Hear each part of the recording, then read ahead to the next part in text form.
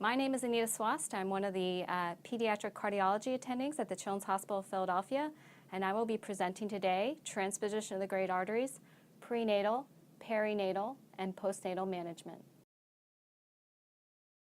In transposition of the great arteries, it is defined as a discordant relationship between the ventricles and the arteries. In the usual form of transposition of the great arteries, the aorta sits anterior and rightward of the pulmonary artery. Therefore, the aorta originates from the right ventricle, while the pulmonary artery, which is posterior and leftward, originates from the left ventricle. The incidence of transposition of the great arteries is approximately 20 to 30 per 100,000 live births. There are approximately 1,200 new cases of transposition diagnosed in the United States each year. And transposition accounts for approximately 5 to 7% of all live births with congenital heart disease. There is a strong male predominance of approximately 60 to 70% of cases with transposition. In TGA, the extracardiac and genetic malformations are uncommon, comprising approximately less than 10% of all cases compared to other forms of congenital heart disease. Associated anomalies in transposition of the great arteries include an atrial septal defect, a patent ductus arteriosus in 50% of cases, a ventricular septal defect of approximately 40 to 45% of all cases. However, of those with a ventricular septal defect, only approximately a third of those cases have a hemodynamically significant ventricular septal defect. Left ventricular alpha tract obstruction is also quite common, with pulmonary stenosis in about a quarter of all cases. Right ventricular alpha tract obstruction can also be seen with aortic stenosis or coarctation of the aorta in 10% of all cases. In addition, abnormalities of the AV valves of the tricuspid or mitral valve are also common, as is a right aortic arch and leftward juxtaposition of the atrial appendages. Transposition of the great arteries can also occur in complex hearts, such as tricuspid atresia, double inlet left ventricle, or left congenitally corrected transposition of the great arteries. However, this will not be the focus of our discussion today. Detransposition of the great arteries is very unique in its physiology. The above panel illustrates transposition of the great arteries, the anatomy compared to a normal heart. Compared to the normal heart, which is shown on the right, in transposition of the great arteries, which is shown on the left, the deoxygenated blood, illustrated in blue, is circulated to the body, while the oxygenated blood, which is illustrated in red, is circulated to the lungs. The only sites of mixing are at the level of the PFO, as shown as the opening between the atria. In addition, the patent ductus arteriosus, which is the vessel connecting the aorta to the pulmonary artery, is also present and allows for sites of mixing. As previously discussed, there is a parallel circulation to transposition of the great arteries. Bidirectional shunting or mixing at the patent foramen ovale allows the oxygenated blood to reach the body. However, you can also have bidirectional shunting at the level of the PDA or a VSD if present. However, these sites of mixing are not as reliable as at the level of the PFO. It is important to note that a small restrictive patent foramen ovale can lead to severe, life-threatening cyanosis shortly after birth and death within hours. In transposition, the pulmonary artery and the aorta are switched or transposed, so they come off the opposite pumping chamber. What that means is that the blue blood comes back to the right atrium, to the right ventricle. But now instead of going to the lungs, it goes back out to the body. So you have blue blood going in a circle, never picks up oxygen. Oxygenated blood from the lungs then returns to the left side of the heart, comes from the left side of the heart out to the pulmonary artery, goes to the lungs in a separate circulation. This creates what we call a parallel circulation.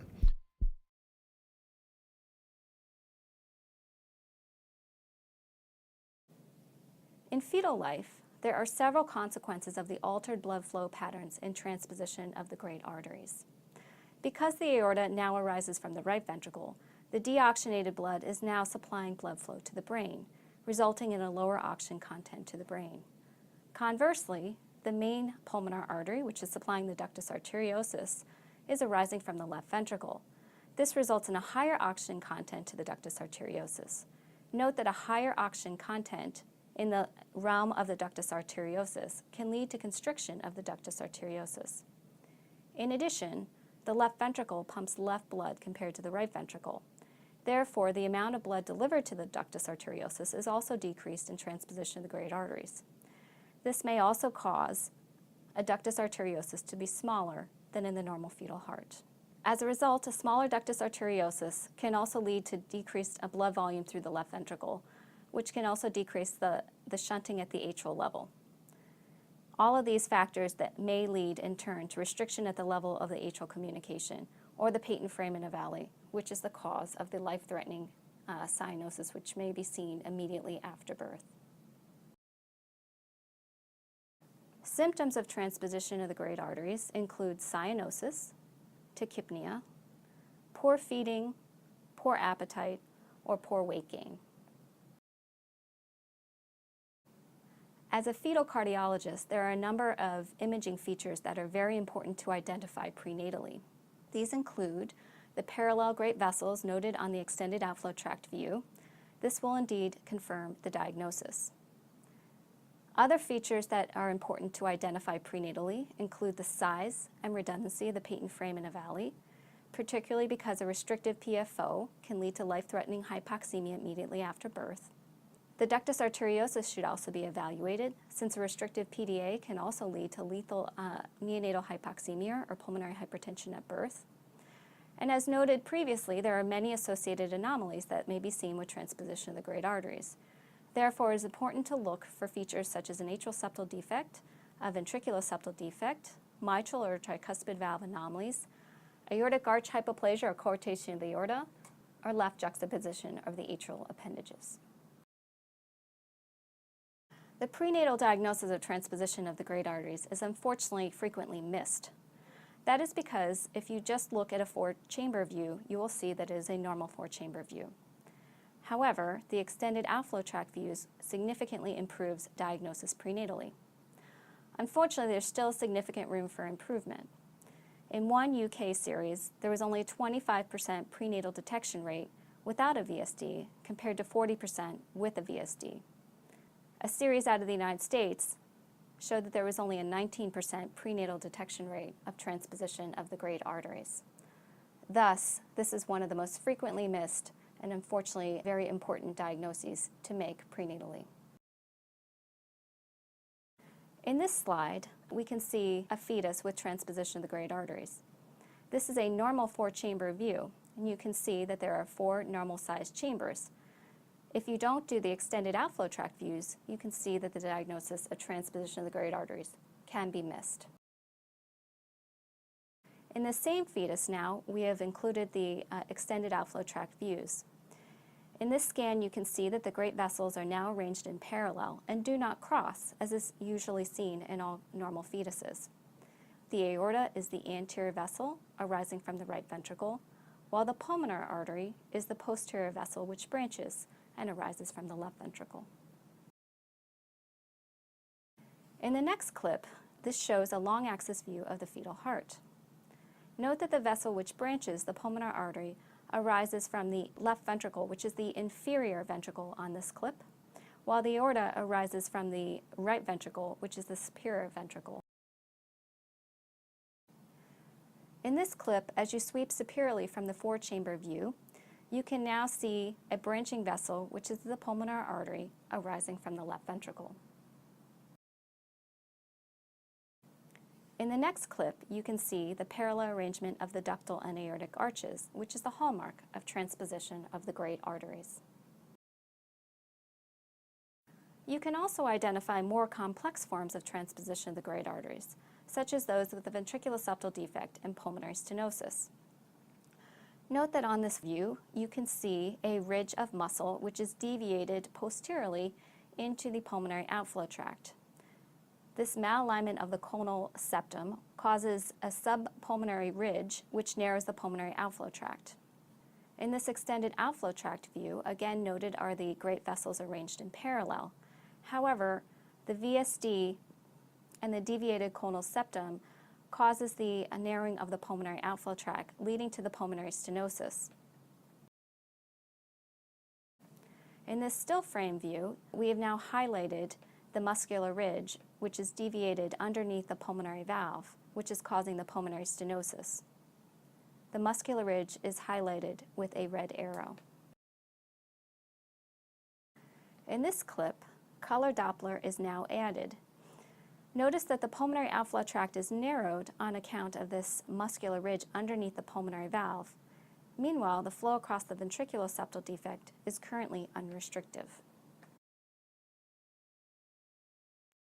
In these still frame images, the sizes of the pulmonary valve and the aortic valve are shown for this case of transposition of the great arteries with a ventriculoseptal defect and pulmonary stenosis. Note that in fetal life, the pulmonary valve should always be larger than the aortic valve.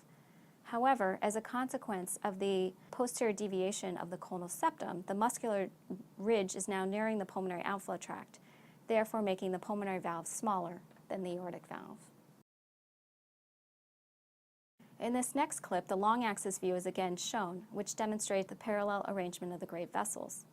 However, the branching vessel now arising from the left ventricle is the pulmonary artery, and again seen as the narrowed pulmonary outflow tract. The aortic outflow tract, which is the superior and anterior outflow tract in this clip, is widely patent and unobstructed.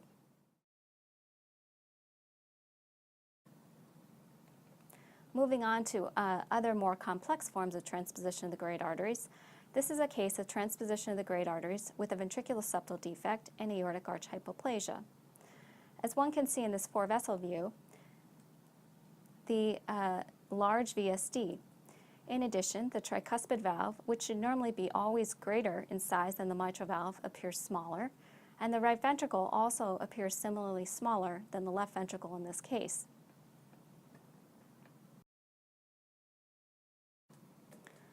With the addition of color Doppler, you can see that the tricuspid valve inflow, which is at the top of this image, into the right ventricle appears smaller compared to the mitral valve inflow, which is at the bottom of the image. Also note the blue jet of mild tricuspid regurgitation. In the next 2D clip, again shown is the large VSD in this case, and the hypoplastic tricuspid valve and right ventricle.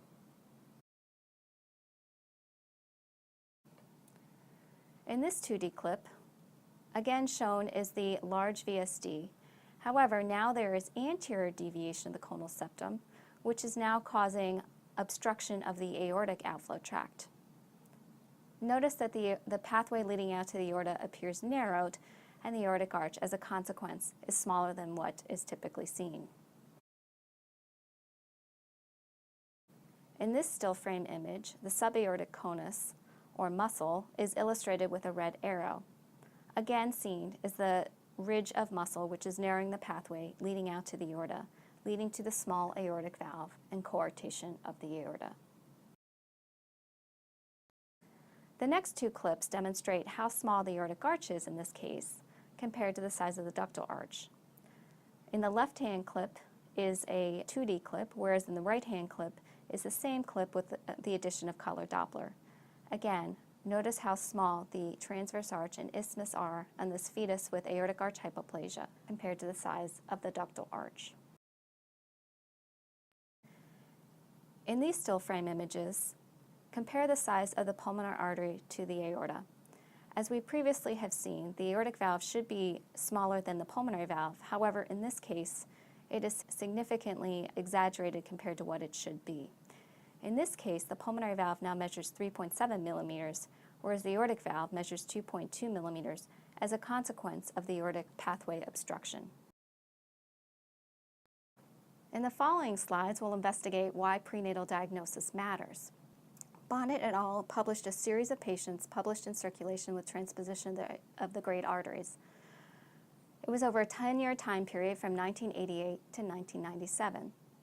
There were 68 patients who were prenatally diagnosed, compared to 250 patients who were neonatally diagnosed. What they found is that there was significantly more acidosis and multi-organ failure in the neonatal group compared to the prenatal group. In addition, mortality was significantly worse, 6% for the neonatal group compared to none in the prenatal group. And post-op mortality was also higher, 9% for the neonatal group compared to the 0% in the prenatal group. finally, the length of stay was significantly longer for those who were postnatally diagnosed compared to those who were prenatally diagnosed, all arguing for the benefit of prenatal diagnosis, particularly for transposition of the great arteries. As previously stated, transposition of the great arteries is one of the forms of congenital heart disease where there are dramatic changes that occur after birth in separation from the placenta.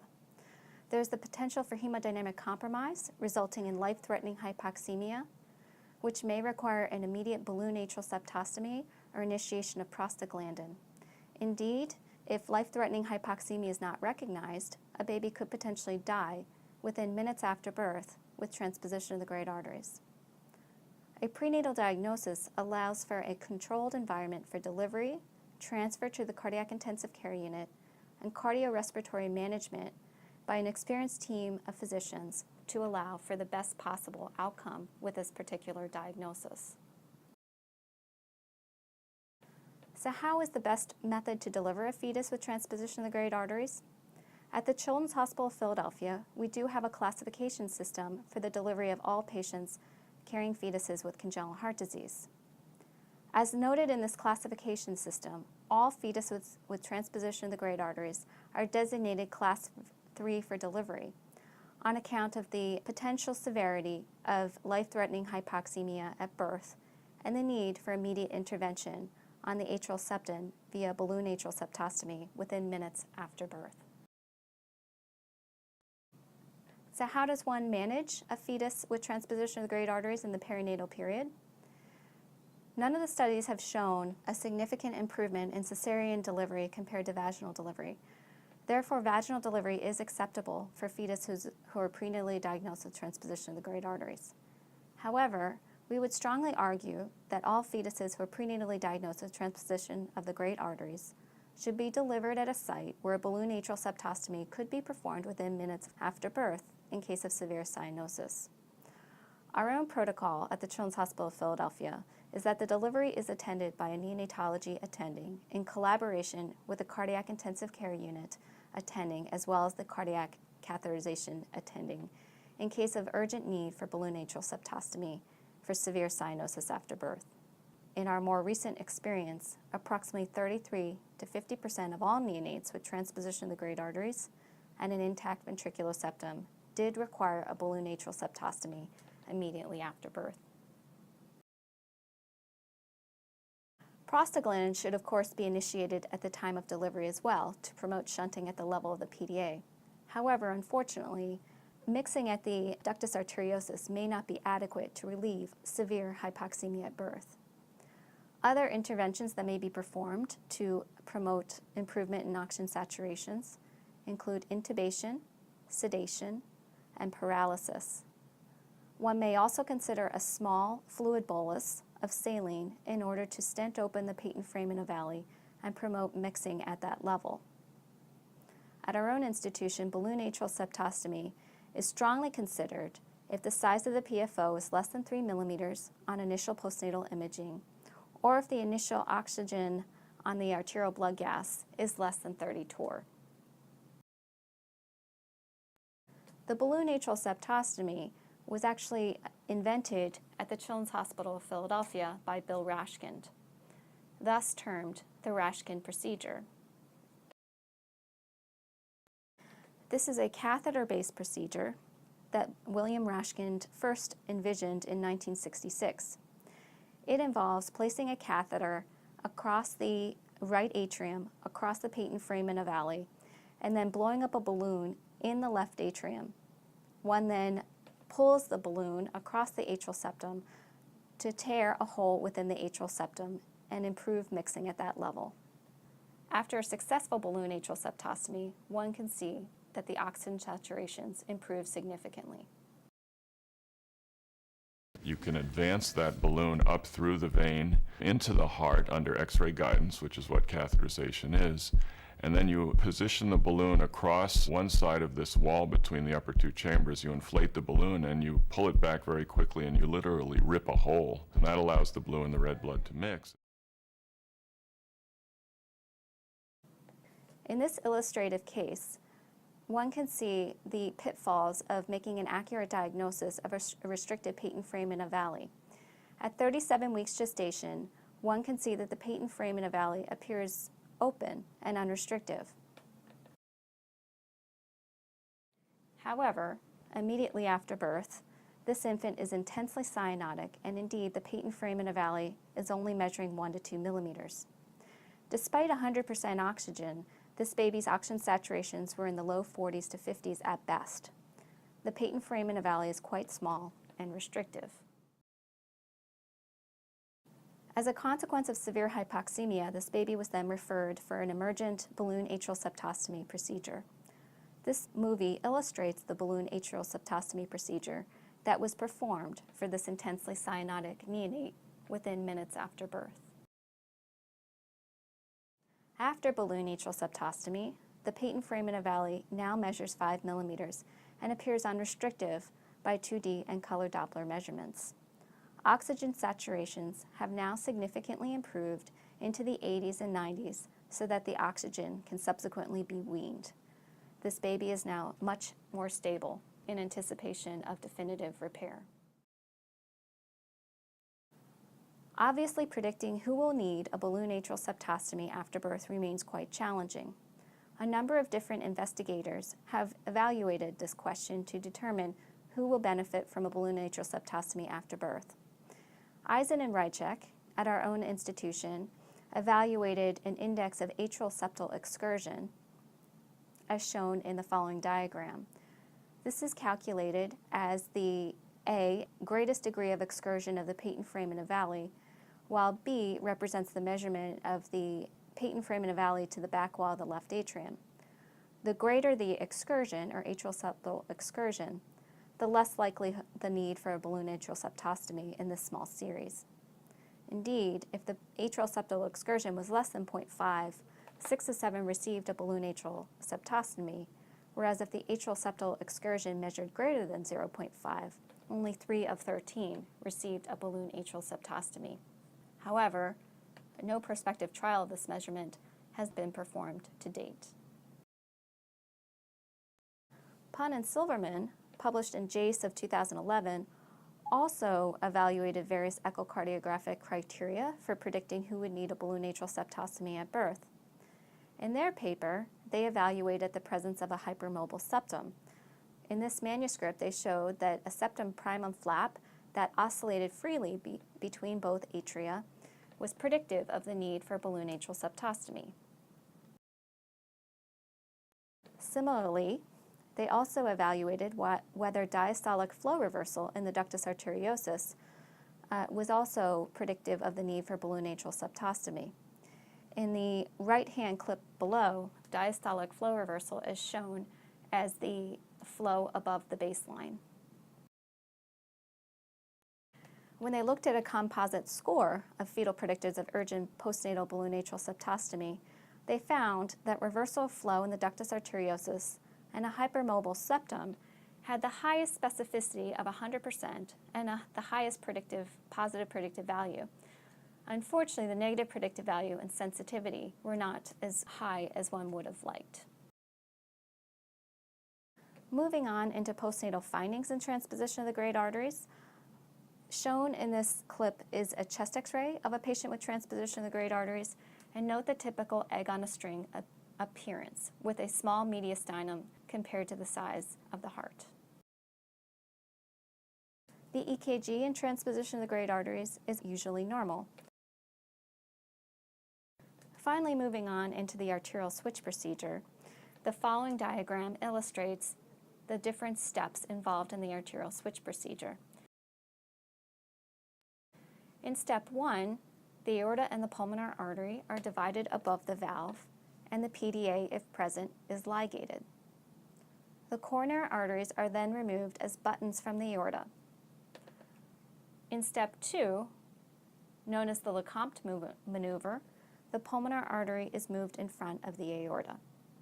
The aorta is then reconstructed, and in step 3, the coronary arteries are reconnected to the knee aorta, and the pulmonary artery is reconstructed. So the principles of the operation are to switch the vessels in the coronary arteries, so they're coming off the right ventricles.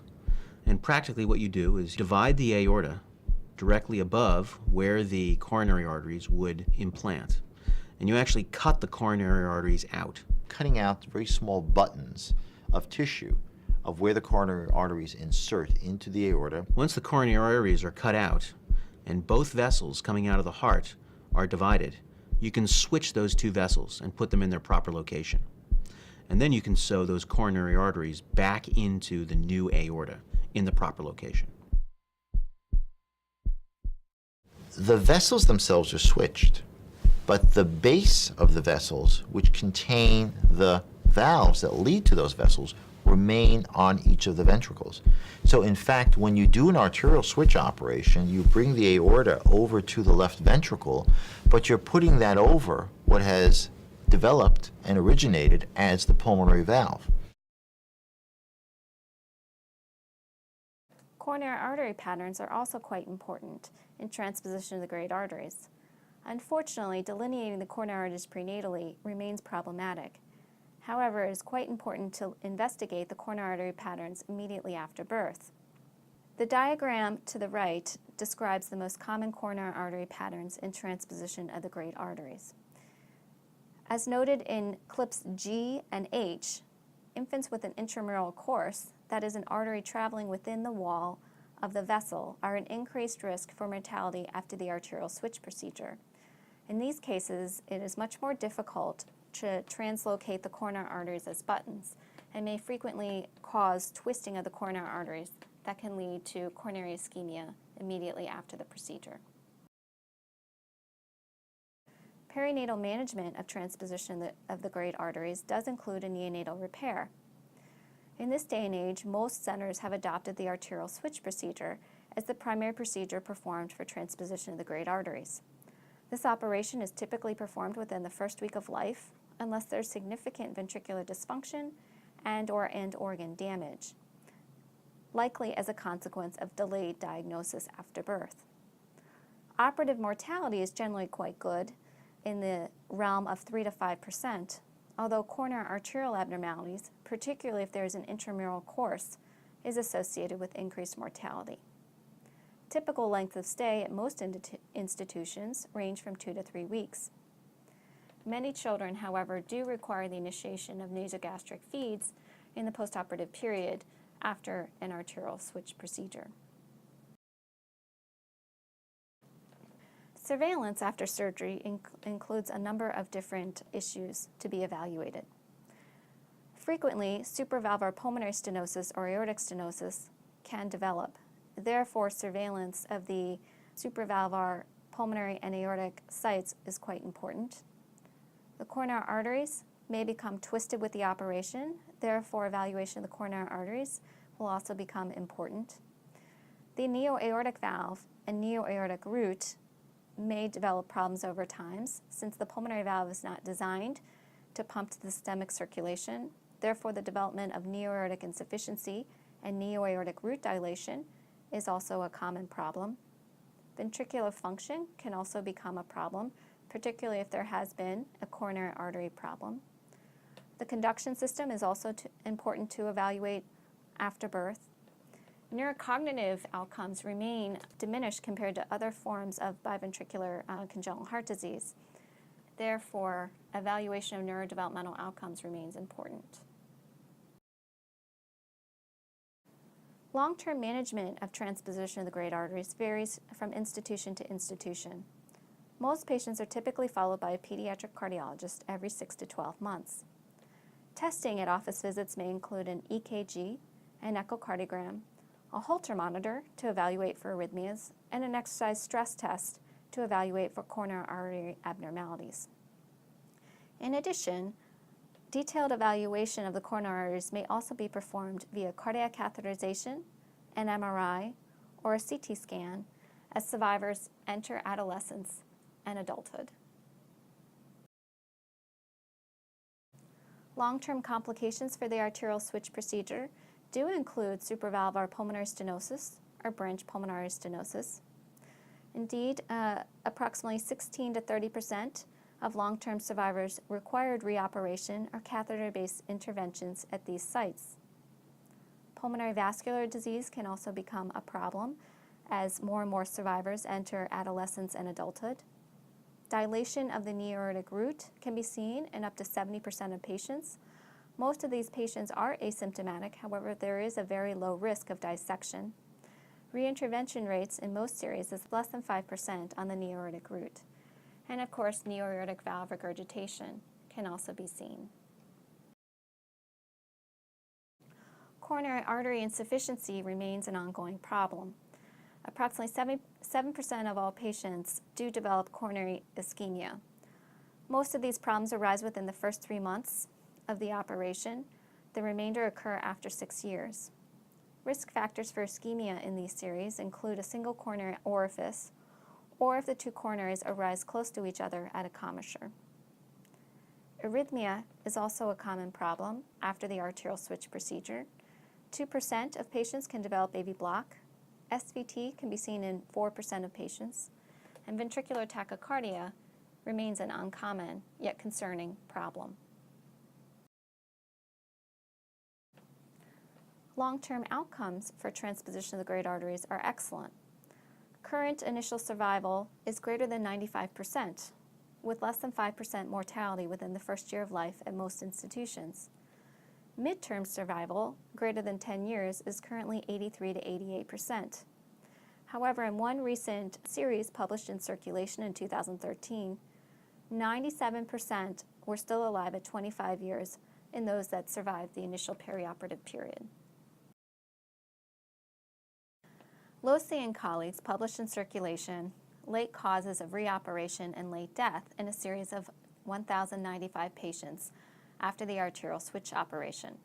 What they found is that causes of reoperation included pulmonary stenosis, pacemaker implantation, surgery for residual shunts, surgery for residual coarctation of the aorta, surgery for the development of aortic insufficiency, thrombosis of either of the cavae, stenosis of the left ventricular outflow tract, mitral insufficiency, and coronary artery stenosis. In comparison, the causes of late death were quite low. However, the most frequent being myocardial infarction in 6 patients, sudden death in 3 patients, pulmonary artery hypertension in 5 patients, caval thrombosis in 3 patients, aortic insufficiency in 3 patients, ventricular dysfunction in 3 patients, sepsis in 2 patients, left ventricular outflow tract obstruction in 2 patients, neurologic abnormalities in 2 patients, pulmonary valve stenosis in 1 patient, and AV block and residual shunt in 1 patient each. In one recent series published in Circulation in 2013, there were 400 patients who were followed for a median of approximately 18 years after the arterial switch procedure. Overall survival at 25 years was 97%. Late mortality was attributed to sudden death and myocardial infarction. Arrhythmia-free survival at 25 years was 97%. Most patients did not require further intervention, either in the surgically or in the cardiac catheterization lab at 76%. Most patients had normal left ventricular ejection fractions of 60%. 97% were asymptomatic with only class 1 symptoms. Only 5% had coronary artery disease. 3.4 and 6.6% had at least moderate neo-aortic and pulmonary insufficiency, whereas 3.2 and 10.3% had more than mild neo-aortic and neopulmonary stenosis.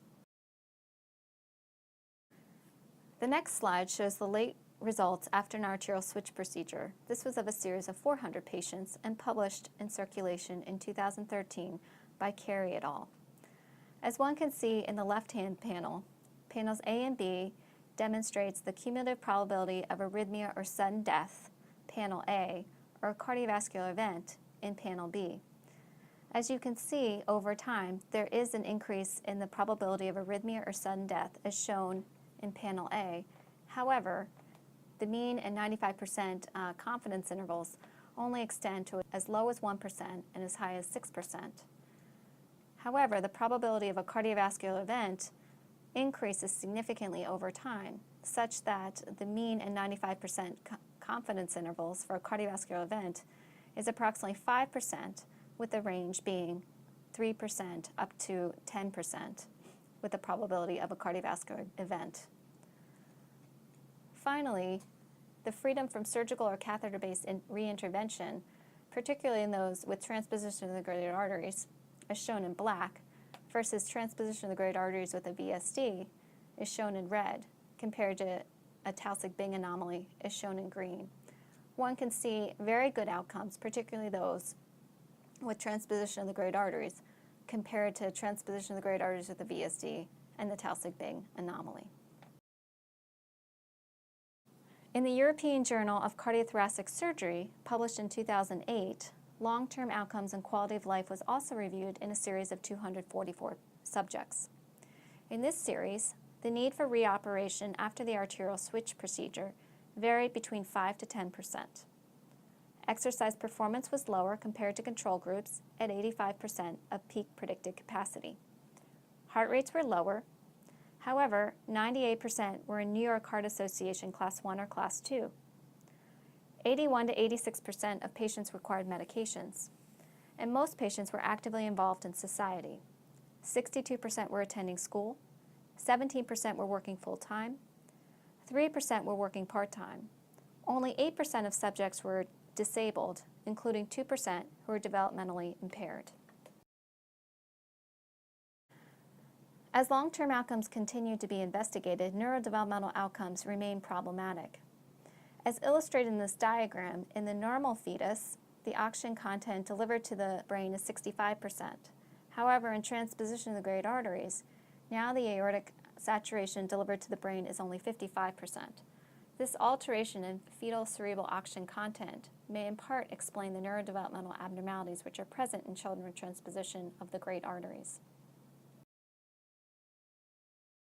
Preoperative brain abnormalities are indeed common in patients with transposition of the great arteries. In one recent study published in Circulation in 2009, 38% of neonates with transposition had evidence of hypoxic brain injury in the form of periventricular leukomalacia. Compared to neonates without PVL, neonates with PVL had lower PO2s on initial ABG, had a longer time to surgery. This again argues for delivery at a center where urgent balloon atrial septostomy may be performed shortly after birth in order to protect neurodevelopmental outcomes. Finally, the Boston Circular Arrest trial has also followed neurodevelopmental outcomes in patients with transposition of the great arteries.